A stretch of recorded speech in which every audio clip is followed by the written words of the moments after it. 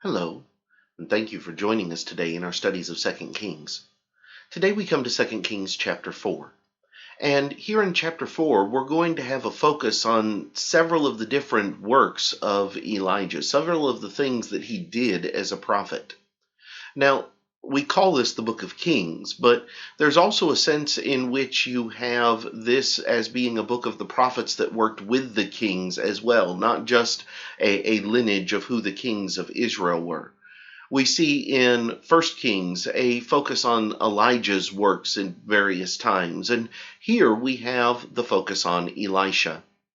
So let's look at what it is that we see in 2 Kings chapter 4. Beginning in verse 1, we read, "A certain woman of the wives of the sons of the prophets cried out to Elisha, saying, 'Your servant, my husband, is dead, and you know that your servant feared the Lord. And the creditor is coming to take my 2 sons to be his slaves.' So Elisha said to her, 'What shall I do for you? Tell me, what do you have in the house?' And she said, 'Your maidservant has nothing in the house but a jar of oil.' Then he said, 'Go, borrow vessels from everywhere, from all your neighbors, empty vessels. Do not gather just a few. And when you have come in, you shall shut the door behind you and your sons. Then pour it into all those vessels, and set aside the full ones.' So she went from him, and shut the door behind her and her sons, who brought the vessels to her, and she poured it out. Now it came to pass, when the vessels were full, that she said to her son, 'Bring me another vessel.' And he said to her, 'There is not another vessel.' So the oil ceased. Then she came and told the man of God. And he said, 'Go, sell the oil and pay your debt, and you and your sons live on the rest.' Now it happened one day that Elisha went to Shunem, where there was a notable woman, and she persuaded him to eat some food. So it was, as often as he passed by, he would turn in there to eat some food. And she said to her husband, 'Look now, I know that this is a holy man of God, who passes by us regularly. Please let us make a small upper room on the wall, and let us put a bed for him there, and a table and a chair and a lampstand. So it will be, whenever he comes to us, he can turn in there.' And it happened one day that he came there, and he turned in to the upper room and lay down there. Then he said to Gehazi his servant, 'Call the Shunammite woman.' When he had called her, she stood before him. And he said to him, 'Say now to her, Look, you have been concerned with us with all this care. What can I do for you? Do you want me to speak on your behalf to the king or to the commander of the army?' She answered, 'I dwell among my own people.' So he said, 'What then is to be done for her?' And Gehazi answered, 'Actually, she has no son. Her husband is old.' So he said, 'Call her.' When he had called her, she stood in the doorway. Then he said, 'About this time next year you shall embrace a son.' And she said, 'No, my lord, man of God, do not lie to your maidservant.' But the woman conceived and bore a son when the appointed time had come, of which Elisha had told her. And the child grew. Now it happened one day that he went out to his father to the reapers, and he said to his father, 'My head, my head.' So he said to his servant, 'Carry him to his mother.' When he had taken him and brought him to his mother, he sat on her knees till noon, and then died. And she went up and laid him on the bed of the man of God, shut the door upon him, and went out. Then she called to her husband and said, 'Please send me one of the young men and one of the donkeys, that I may return to the man of God and come back.' So he said, 'Why are you going to him today? It is neither the new moon nor the Sabbath.' And she said, 'It is well.' Then she saddled a donkey, and said to her servant, 'Drive, and go forward. Do not slacken the pace for me unless I tell you.' And so she departed, and went to the man of God at Mount Carmel.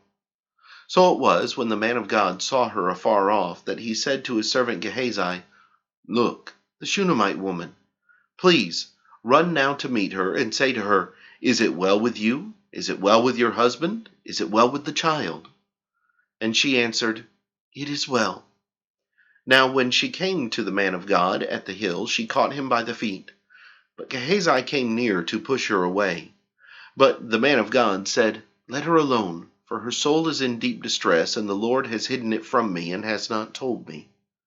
So she said, Did I ask a son of my Lord? Did I not say, Do not deceive me? Then he said to Gehazi, Get yourself ready, and take my staff in your hand, and be on your way. If you meet anyone, do not greet him, and if anyone greets you, do not answer him, but lay my staff on the face of the child. And the mother of the child said, As the Lord lives, and as your soul lives, I will not leave you. So he arose and followed her. Now Gehazi went on ahead of them, and laid the staff on the face of the child. But there was neither voice nor hearing. Therefore he went back to meet him, and told him, saying, The child has not awakened. When Elisha came into the house, there was the child lying dead on his bed. And he went in therefore, shut the door behind the two of them, and prayed to the Lord. And he went up and lay on the child, and put his mouth on his mouth, his eyes on his eyes, and his hands on his hands. And he stretched himself out on the child, and the flesh of the child became warm. He returned and walked back and forth in the house, and again went up and stretched himself out on him.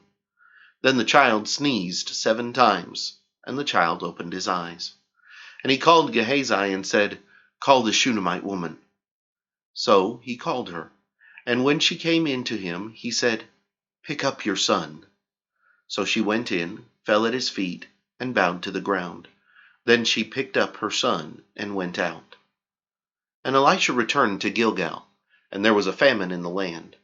Now the sons of the prophets were sitting before him, and he said to his servant, Put on a large pot, and boil stew for the sons of the prophets. So one went out into the field to gather herbs, and found a wild vine, and gathered from it a lapful of wild gourds, and came and sliced them into the pot of stew, though they did not know what they were. Then they served it to the men to eat. Now it happened, as they were eating the stew, that they cried out and said, Man of God, there is death in the pot. And they could not eat it. So he said, Then bring some flour. And he put it into the pot, and said, Serve it to the people that they may eat. And there was nothing harmful in the pot. Then a man came from Baal-shalisha, and brought the man of God bread of the firstfruits, 20 loaves of barley bread, and newly ripened grain in his knapsack, and said, Give to the people that they may eat. But his servant said, What? Shall I set this before 100 men? And he said, Give it to the people that they may eat. For thus says the Lord, They shall eat and have some left over. So he set it before them, and they ate and had some left over, according to the word of the Lord. Here you have several accounts of Elisha and the things that Elisha did for people in various areas of the nation of Israel. Next time, we will come back and look at some of these things and see what we can take from them in our studies of 2 Kings. I hope that you'll join us then. But until then, have a great day.